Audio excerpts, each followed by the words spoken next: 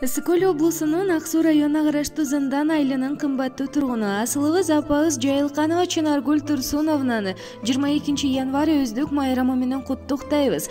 Урмат сыйды сизге гана арнайбыз, баарыбыздын эң кымбаттуу апабыз. Эч убакта кайгы капа тартпастан сыйыбызды көрүшүңүздү каалайбыз. Ардагыбыз апаке, турмуш булагыңыздын ар бир тамчысы гүлдөй ырыскы, тоодой бакыт тартуулап, ден соолук, узак өмүр менен коштолсун деп уулу Чыңгыз келини Асел куттукташат.